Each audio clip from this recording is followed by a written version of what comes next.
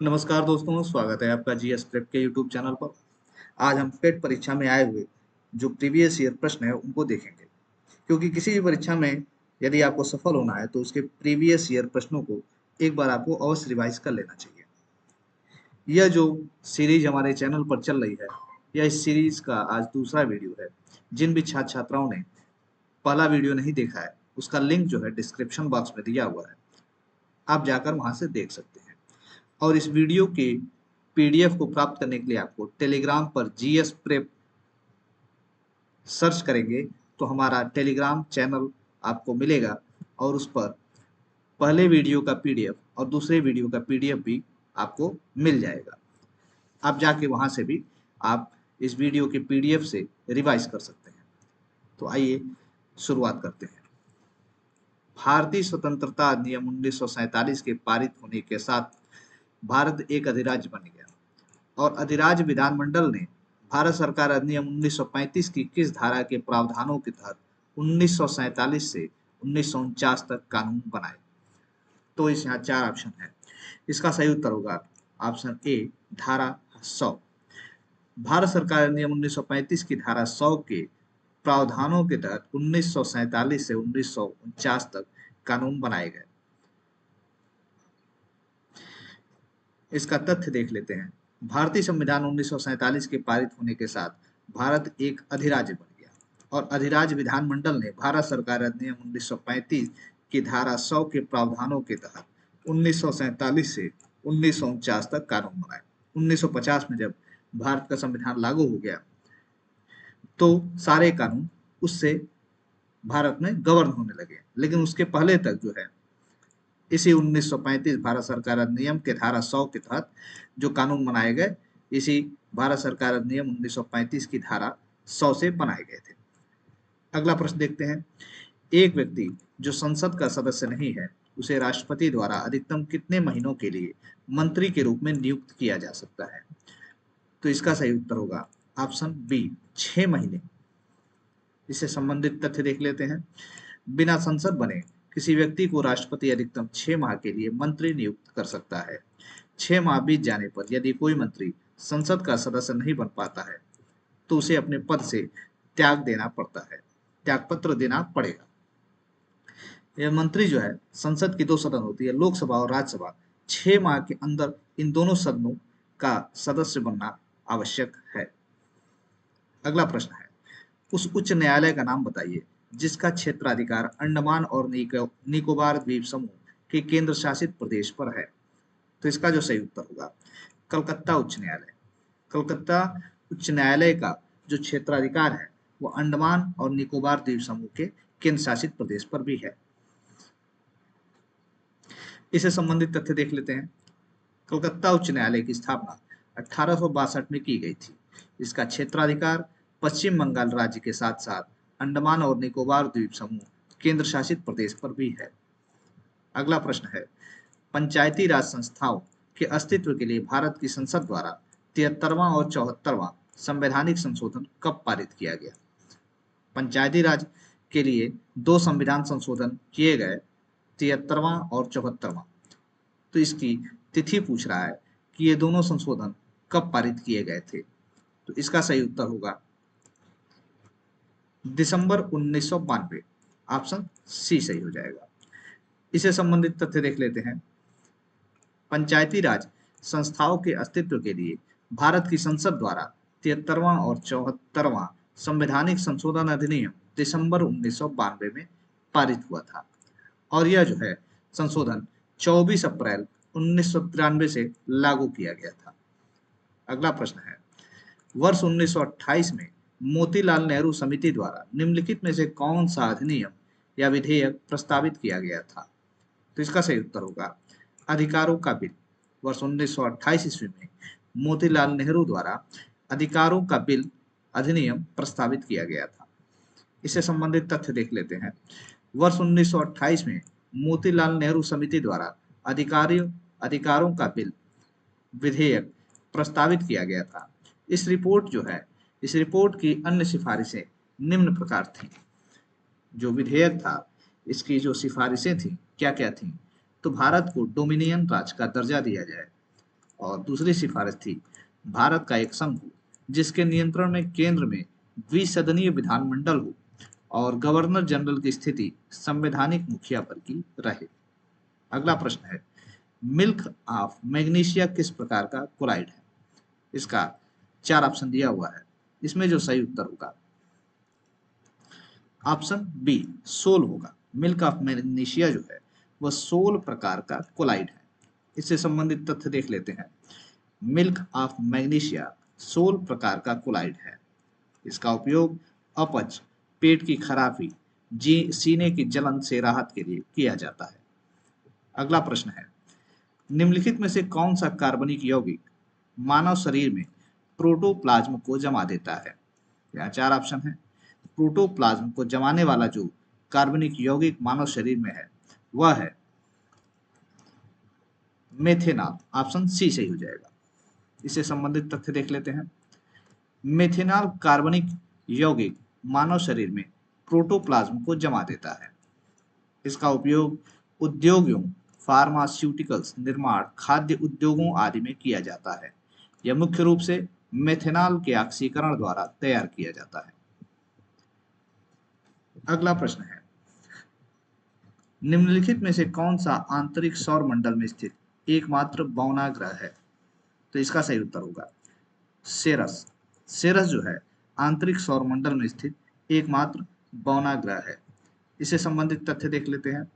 सेरस आंतरिक सौर मंडल में मंगल और बृहस्पति की कक्षाओं के मध्य स्थित एकमात्र बौना ग्रह है।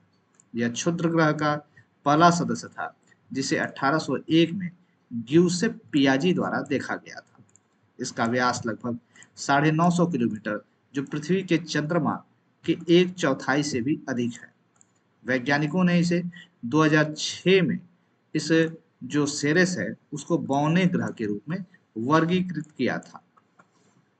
अगला प्रश्न है, बिछुआ अर्थात नेटल की पत्तियों के चुभने वाले बालों में निम्नलिखित में से कौन सा अम्ल मौजूद होता है?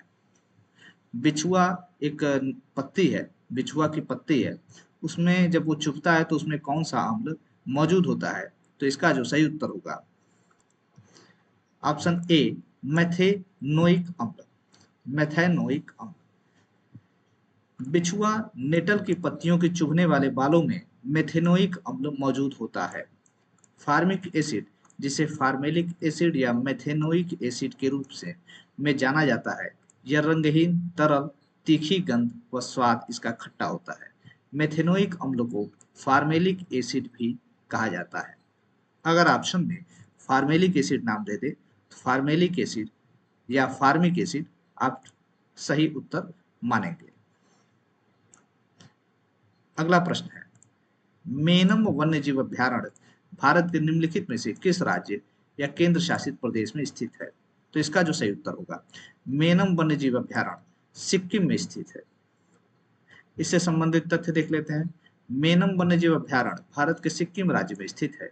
इसकी स्थापना जो है 1969 ईस्वी में की गई थी। ये जितने भी प्रश्न हैं वे सभी प्रश्न प्रीवियस ईयर जो पेट का परीक्षा हुआ है उसमें आए हुए हैं, और इसकी पीडीएफ जो है आप टेलीग्राम पर सर्च करेंगे जीएस प्रेप तो आपको वहां पर मिल जाएगी। जीएस प्रेप चैनल पर आपको इस वीडियोस की पीडीएफ आपको वहां पर मिल जाएगी। अगला प्रश्न है, भारतीय संघ के प्रधानमंत्री और अन्य मंत्रियों की नियुक्ति भारत के संविधान के किस अनुच्छेद के तहत की जाती है? तो यहाँ 4 ऑप्शन है। इसका सही उत्तर होगा ऑप्शन डी इसका सही उत्तर हो जाएगा, अनुच्छेद 75। संविधान के अनुच्छेद 75 के तहत भारत के प्रधानमंत्री और अन्य मंत्रियों की नियुक्ति भारत के राष्ट्रपति के द्वारा की जाती है। अगला प्रश्न है, कुथु भारत के निम्नलिखित में से किस राज्य या केंद्र शासित प्रदेश में कुथुम्बलम मंदिर में प्रदर्शित एक सामाजिक धार्मिक कला है? कुथु एक सामाजिक धार्मिक कला है जो कि कुथुम्बलम मंदिर में प्रदर्शित की जाती है। और यह कुथुम्बलम मंदिर कहाँ पे स्थित है, या जो कुथु एक कला है वह किस राज्य में दर्शाई जाती है? तो इसका सही उत्तर होगा केरल। ऑप्शन सी सही हो जाएगा, केरल।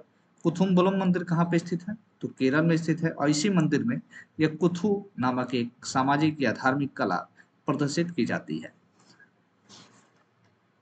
अगला प्रश्न है, केंद्रीय भारतीय भाषा संस्थान का मुख्यालय कहाँ स्थित है? तो केंद्रीय भारतीय भाषा संस्थान का मुख्यालय जो है आपका मैसूर कर्नाटक में स्थित है। यह जो है केंद्रीय भारतीय भाषा संस्थान की स्थापना कब की गई थी? तो 1969 ईस्वी में की गई थी। रासायनिक हथियारों का निषेध संगठन organisation for the prohibition of chemical weapons में कितने सदस्य राष्ट्र हैं? तो OPCW अर्थात organisation for the prohibition of chemical weapons में कुल 193 सदस्य राष्ट्र हैं। इसका जो मुख्यालय है वह नीदरलैंड के हेग में स्थित है। इससे संबंधित तथ्य देख लेते हैं। OPCW संस्था में कुल 193 सदस्य देश शामिल हैं। इसका मुख्यालय नीदरलैंड के हेग में स्थित है। यह रासायनिक हथियारों की स्थायी और सत्यापन योग्य उन्मूलन के वैश्विक प्रयास की देखरेख करता है। अगला प्रश्न है, निम्नलिखित में से कौन मालदीव की आधिकारिक भाषा है? इसका सही उत्तर होगा दिवेही। दिवेही जो है मालदीव की आधिकारिक भाषा है। दिवेही नहीं, विदेही। इसका राष्ट्रीय मछली जो है मालदीव की फिन टूचा है। फिन टूचा। राष्ट्रीय फूल पडुआक है। राष्ट्रीय वृक्ष क्या है? नारियल ताड़ है। अगला प्रश्न है, पुला निम्नलिखित में से किस देश की राष्ट्रीय मुद्रा है? तो पुला जो है वह बोत्सवाना देश की राष्ट्रीय मुद्रा है। बोत्सवाना एक अफ्रीकी देश है जहां पे बहुत ही कम मात्रा में बारिश होती है। तो आपको वही तथ्य यहाँ पे बताया गया है। बोत्सवाना एक जो है पुला जो है बोत्सवाना देश की राष्ट्रीय मुद्रा है। और बोत्सवाना में पुला का जो शाब्दिक अर्थ होता है बारिश होता है। बोत्सवाना दक्षिण अफ्रीका में एक स्थल सीमा पर स्थित देश है। अगला प्रश्न है, पेरुंगदाई कोंगू वेलिर द्वारा लिखित महाकाव्य कृति है। यह भारत के निम्नलिखित में से किस साहित्य से संबंधित है? तो पेरुंगदाई को किसने लिखा है? तो कोंगू वेलिर ने लिखा है। पेरुंगदाई को कोंगू वेलिर लिखे हैं और यह जो है तमिल साहित्य से संबंध रखता है। तो ऑप्शन बी सही हो जाएगा। अगला प्रश्न है, भारत सरकार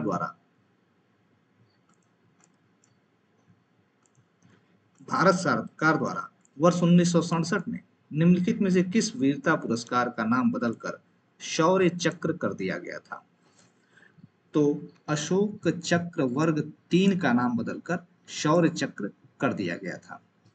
पहले जो था अशोक चक्र 3 भागों में बटा हुआ था। अशोक चक्र 1, अशोक चक्र वर्ग 2, अशोक चक्र वर्ग 3। वर्ष 1967 में इन तीनों का नाम बदल दिया गया और अशोक चक्र वर्ग का तृतीय का नाम शौर्य चक्र कर दिया गया। इससे संबंधित अन्य तथ्य देख लेते हैं। भारत सरकार द्वारा जनवरी 1967 में 3 वीरता पुरस्कारों अशोक चक्र वर्ग 1, अशोक चक्र वर्ग 2 और अशोक चक्र वर्ग 3 का नाम बदलकर क्रमशः अशोक चक्र, कीर्ति चक्र और शौर्य चक्र कर दिया गया। अशोक चक्र वर्ग 1 का नाम अशोक चक्र किया गया, अशोक चक्र वर्ग 2 का नाम कीर्ति चक्र और अशोक चक्र वर्ग 3 का नाम बदलकर शौर्य चक्र कर दिया गया। यह कब किया गया था? तो जनवरी 1967 में किया गया था। अगला प्रश्न है, कोलकाता स्थित फोर्ट विलियम कॉलेज की स्थापना वर्ष 1800 में किसके द्वारा की गई थी? तो फोर्ट विलियम कॉलेज की स्थापना जो है कलकत्ता में उस समय के वर्तमान गवर्नर जनरल लॉर्ड वेलेजली, जिन्हें रिचर्ड वेलेजली के नाम से भी जाना जाता था, इन्होंने ही फोर्ट विलियम कॉलेज की स्थापना की थी। इस जो फोर्ट विलियम कॉलेज की स्थापना हुई है 1800 ईस्वी में हुई थी और तत्कालीन गवर्नर जनरल रिचर्ड वेलेजली के द्वारा की गई थी। इस फोर्ट विलियम कॉलेज का जो पूर्व का नाम था ओरिएंटल सेमिनरी था। अगला प्रश्न है, स्वतंत्र भारत में उत्खनन किया गया हड़प्पा स्थल निम्नलिखित में से कौन सा था? जो स्वतंत्र भारत 1947 के बाद जो पहला हड़प्पा स्थल उत्खनन किया गया था उसका नाम था रोपड़। रोपड़ जो है पंजाब राज्य में यह स्थल पाया गया था और सतलज नदी के तट पर पाया गया था यह स्थल। तो इससे संबंधित तथ्य देख लेते हैं। पंजाब प्रांत में सतलज नदी के बाएं तट पर स्थित रोपड़ हड़प्पा स्थल भारत का पहला ऐसा संदर्भ स्थल है जहाँ स्वतंत्रता प्राप्ति के पश्चात सर्वप्रथम उत्खनन किया गया था। इसका जो वर्तमान नाम है, आधुनिक नाम रूपनगर है। 1950 में इसकी खोज बीबी लाल ने की तथा 1953 से 55 के दौरान यज्ञदत्त शर्मा ने इसकी खुदाई की थी। खोज रोपड़ की किसने की थी? बीबी लाल ने की थी। और खुदाई किसने करवाई? तो 1953 से 55 के मध्य यज्ञदत्त शर्मा द्वारा इस रोपड़ स्थल की खुदाई करवाई गई थी। तो आज के वीडियो में इतना ही। वीडियो हम बहुत लंबा नहीं लाएंगे, यही हम रोज 2 वीडियो आपको प्रयास करेंगे कि 1 से 2 वीडियो पेट के एग्जाम तक प्रोवाइड करते रहें। और जितने भी प्रीवियस ईयर प्रश्न हैं और जितने भी प्रश्न बन सकते हैं उन सभी प्रश्नों को संकलित करके आप लोगों के मध्य लाया जाए। तो अगर आप लोगों को ये वीडियो अच्छी लगी हो तो इसे लाइक कीजिए, शेयर कीजिए और सब्सक्राइब करना ना भूलिए। धन्यवाद। जय हिंद।